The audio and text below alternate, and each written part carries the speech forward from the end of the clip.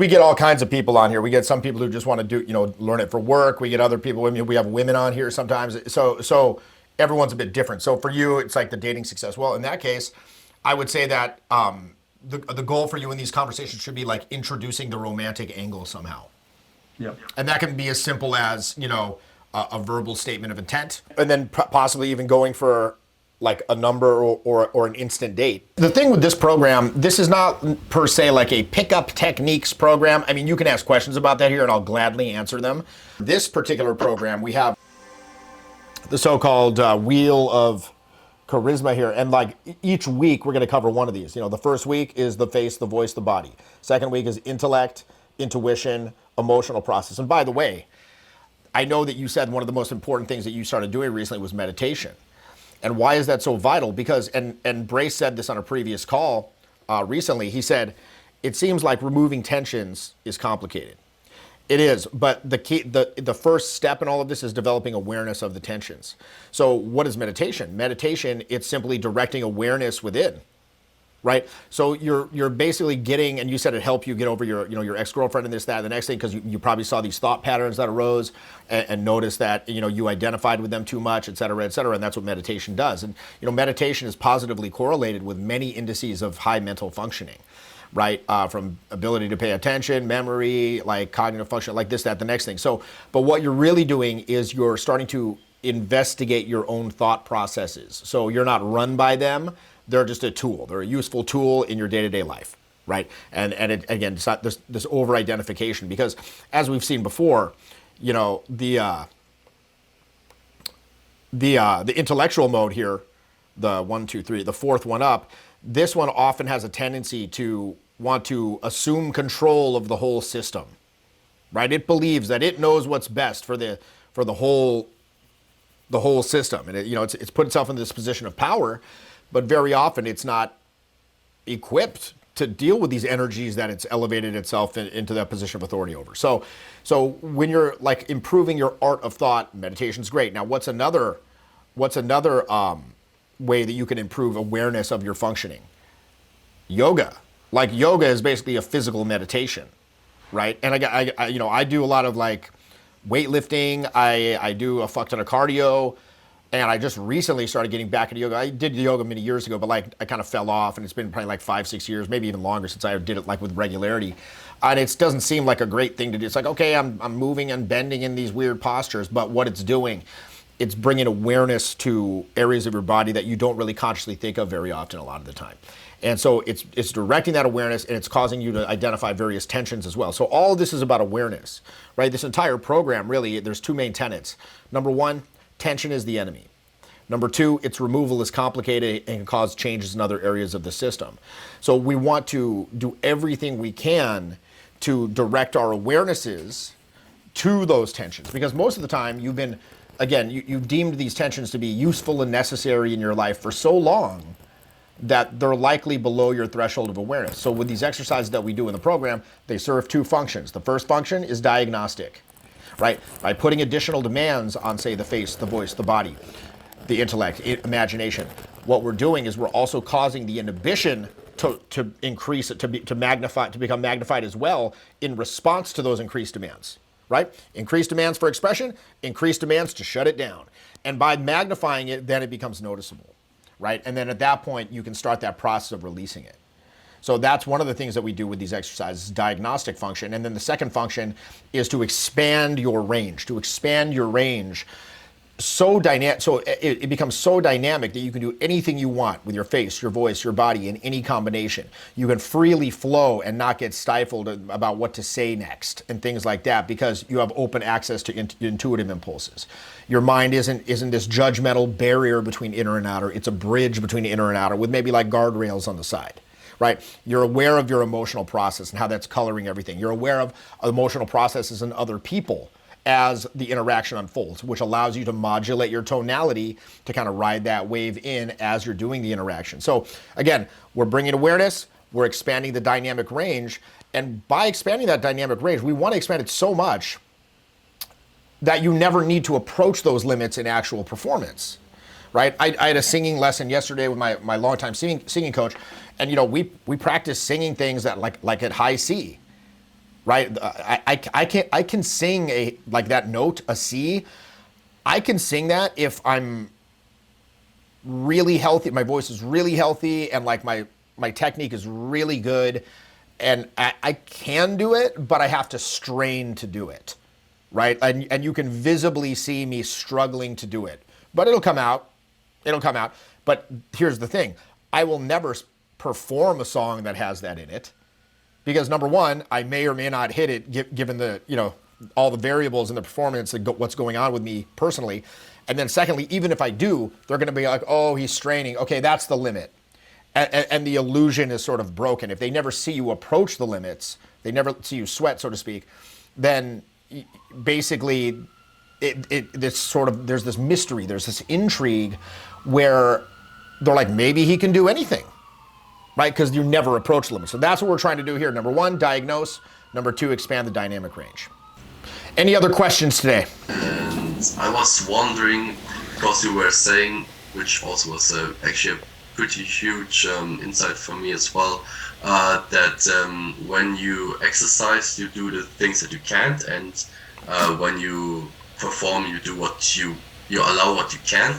And I was in the terms of like pickup stuff, I was wondering, when you go outside and talk to like the girls, would you say that you exercise something there, or is it like every time it's performance when you talk to girls? Well, performance is an exercise into itself, right? That's an interesting question, because performance it's a different situation, right? In a performance situation, you're very aware of being observed, particularly in a dating situation, because it's so results oriented.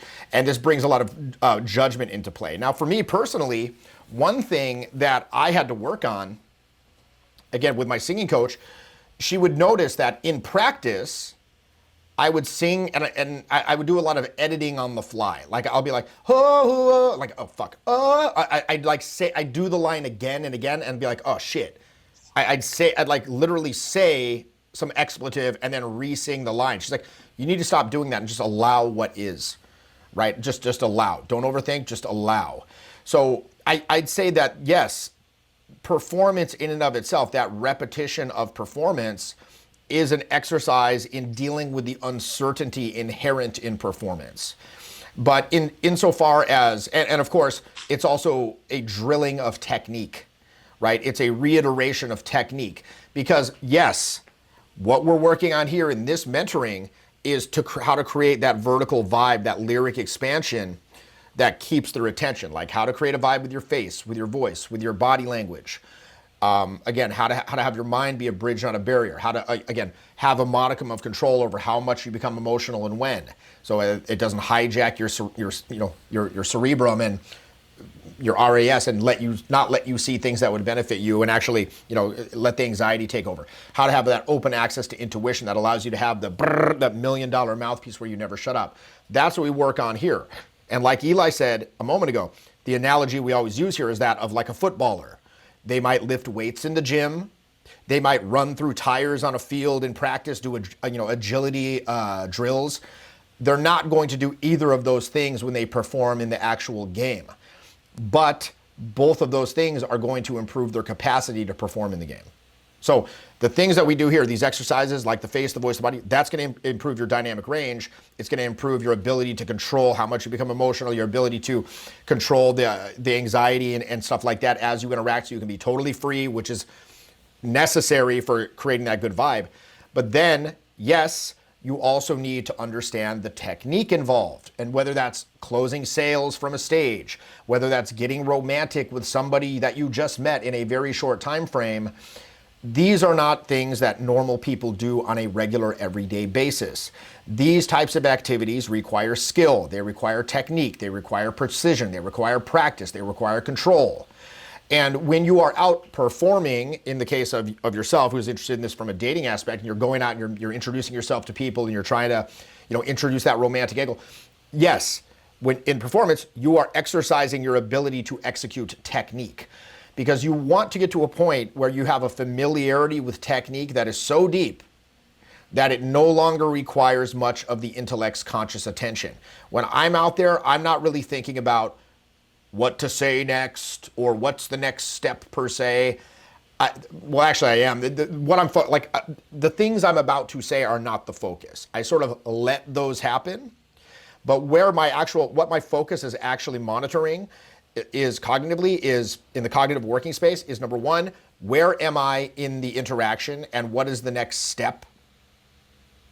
That typically that is a convention of these types of interactions. I need to get from step A to step B. Okay, in order to do that, I typically will exhibit these behaviors and take these actions. Do that, right? Okay, so kind of monitoring where I am and just sort of like, okay, the next step is this, do that. Number two, what are they giving me? What is the person I'm speaking to giving me emotionally? And how do I need to modulate my tonality in order to kind of harmonize with that and sync up so I can ride the wave to shore? And number three, what is the evolving logistical situation? Are there logistical obstacles? Am I able to circumnavigate those logistical obstacles? How will I do that? If I can't do that, should I move on to greener pastures? That's what I'm focused on. But again, if you're relatively novice at those types of interactions, then the performance aspect is going to involve an exercising of technique, so to speak. Yes. Yeah, the thing about like the pickup stuff, to be honest, like I exercised it, I had success with it, but at this point where now I still don't have like the real grasp on it. Like I never really understood it. Like it's not complicated. I think you might have been overcomplicating it. If you're watching a lot of these fucking videos and shit, the Tyler video, like when we get these guys, very often we get these guys who come on the program. There's two kinds of guys who come on program. There's a guy who has watched every single video and has been watching them for years or like a decade. Like literally we had two guys like that on the program. Then this past weekend, we had another guy on the program this past weekend who I said, so how long have you been involved in this stuff? He's like, well, I was in a long-term relationship for about 10 years.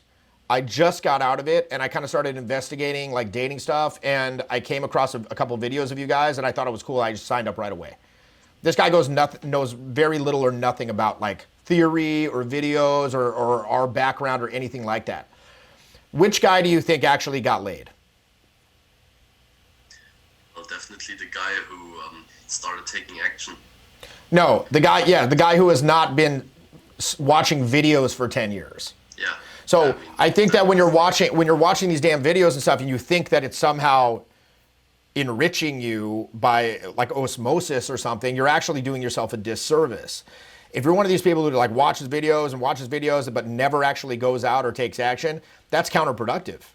These videos are intended to be, when we put these videos on YouTube, they're intended to be a supplement. They're intended to elaborate and explain things that you see in reality, not the other way around, not to shoehorn weird theories onto reality and hope it just works. So that's the thing. If you've been engaging with a lot of these videos for years and years and years and years, it's easy to think this is complicated because every idiot is telling you something different. Like, hi, I'm Billy Alpha, and I'm going to say do this. Oh, yeah, well, I'm Alpha Johnny, and I'm going to tell you to do this. Oh, I'm Red Pill Greg, and I'm going to tell you to do this. It's like everyone's telling you a different thing, and it's becoming more and more Baroque and elaborate and Byzantine to go down the rabbit hole to make more content. You know, if you just talk about the basics over and over, people are like, oh, yeah, I know this, right? So in reality, the fundamentals are what's going to get you there. It's simple. It's not easy, but it's not complicated either, right? People have been doing these things since the beginning of time. Since the beginning of humanity, people have been engaging in these behaviors and reproducing as a consequence. This is not fucking hard. Okay, now what makes it hard? The inhibition. The inhibition. So in order to improve your charisma, which gets you those results, you need to understand and act on the following concepts. Number one, you need to understand what the vision for your life is, the charismatic vision for your life. When you interact with strangers, what does it look like? When you go to date someone, what does it look like? When you go for a job interview, what does that look like? When you go to your family reunion, what does that look like? When you navigate conflict, what does it look like, et cetera, et cetera. When you talk to the cashier at the supermarket, what does it look like? What are the results that you want? Okay, number one. Number two, getting a clear-eyed understanding of the demands that are going to be put upon you by the types of results you want to have. It always boggles my mind. You get these guys coming on program and they want to get these like gangster results, yet they want to go up and talk to the people the same way they would talk to the cashier. What's up? How's your night? How's my night? Who are you? Fuck off. It's not even going to be like this. It's just going to be disinterest, right? And they're like, oh, that doesn't work. It's like, yes, that doesn't work. That does not work. Okay, so what are the demands that are going to be put upon your communicative system by the types of results you want to have? Okay, these are the demands. Okay, how are my socially conditioned inhibition? How is my negative social counter conditioning inhibiting me from behaving in the way that would get me those results? And then last but not least, what can be done about all this? And so there's a couple of things that can be done. Number one, you arrive at an understanding of the so-called human energy system as you communicate. Again, I posted it up. I'll post it up again. You arrive at an understanding of what goes into that gestalt of your communication, right? And okay, where am I weak? Okay, let's isolate those and strengthen those in isolation, then bring them back to the fore and reintegrate them. Again, because each one of those modes wants to assert what it believes is best for the well-being of the overall organism. And there's only like this imperfect tendency towards unification. But once you understand that, okay, you can work those things, boom. Then additionally, you can start to work on your understanding and your familiarity with technique by going out and having massive social interactions and start beginning to see the patterns emerge. Using the intellect, not in process, but after the fact, to remember, to analyze, to plan, right? Okay, I need to work on this, I need to work on that, and then minding the fundamentals. So really, what are the fundamentals? Simple things like squaring up, owning attention, speaking in a loud voice, smiling, being facially free, keeping it fun. That's what goes into creating the vibe that makes them want to pay attention. And then as they're paying attention, you begin to implement the technique, which again also isn't complicated. It's very simple. If you see my so-called game, it's not complicated. Eli's isn't either. It's just we're fun. Statement of intent, statement of intent, statement of intent, escalation, introduce an invitation to go elsewhere. Do so in a decisive way and lead. And that's it. That really is it, because you got to understand, like the great philosopher from the 20th century, Cyndi Lauper, said, girls just want to have fun. Like if it's fun, people will be like, yay, this is fun. And yes, this is speaking to my inherent biological desires as well. The guy's cool. His approach is smooth. His invitation is it's put forth in a way that's likely to be accepted and easy for me to accept. Okay, let's go. You'll be shocked. You'll be shocked and surprised. We had a student recently here in San Francisco, and you know, he brought a girl to us. We're in the park on the last day on the blankets, and he's like, should I bring the girl over? I'm like, not unless you want to see my friend James steal her from you. He's like, I kind of want to see that. I'm like, do you kind of want to see it, or do you definitely want to see it? Because if you bring her over, she's definitely gonna go bye-bye. He's like, oh, I want to see it. So he brings her over, and lo and behold, of course, James steals her, like gets her attention in a much stronger way, and begins introducing a romantic angle. She's into it. And then we're like, yo, we're going to the karaoke. We'd love for you to accompany us if you so desire. You're more than welcome. Let's go. She's like, okay. And she like gets in the van with us, and we go to the karaoke, and then James, hooked up with her. But it's funny because after the fact, the student said, I didn't go for the pull because I thought there's no way this girl will get into a van with 5 men she just met an hour ago. Like, yeah, they do. Like, you need to re-engineer your belief systems about this shit. So I think that a lot of it's like you're probably making it out to be harder than it actually is in some ways, right? And look, that's a problem that I have. I'm going to make a video about this. In fact, the tendency to make stuff harder than it actually is, to build it up in your mind as being more difficult than it actually is. And there's a lot of strategies to get around this. But basically, I would say just, again, you should prioritize quantity of interactions as opposed to quality. It needs to be perfect. It needs to be perfect. With quality or quantity, you'll be trying everything. You'll be going through different iterations and and implementing different aspects and different things, and try this, try that, try the next thing, and you'll start to see what works, and it'll just become part of you.